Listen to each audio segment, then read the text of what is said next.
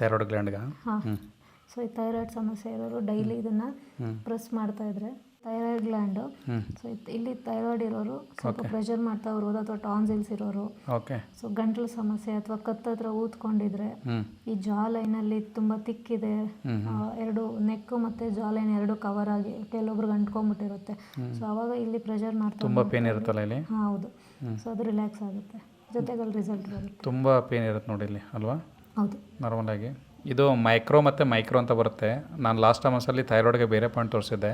ಇದು ಪಾಯಿಂಟು ಬರುತ್ತೆ, ಈ ಪಾಯಿಂಟು ಮೈಕ್ರೋ ಲೆವೆಲ್ ವರ್ಕ್ ಆಗುತ್ತೆ. ಮೆರಿಡಿಯನ್ ಪಾಯಿಂಟ್ ಬಂದಾಗ ಸ್ವಲ್ಪ ಸೂಕ್ಷ್ಮ ಆಗುತ್ತೆ, ತುಂಬ ಎಫೆಕ್ಟ್ ಇರುತ್ತೆ. ಇದು ಮಾಡ್ಕೊಳ್ಳಿ. ಇದಕ್ಕೇನಾದರೂ ಲಿಮಿಟೇಷನ್ಗಳಿದೆ? ಲಿಮಿಟೇಷನ್ ಅಂತ 5 ಮಿನಿಟ್ಸ್ ಜಾಸ್ತಿನೂ ಮಾಡಬೇಡಿ.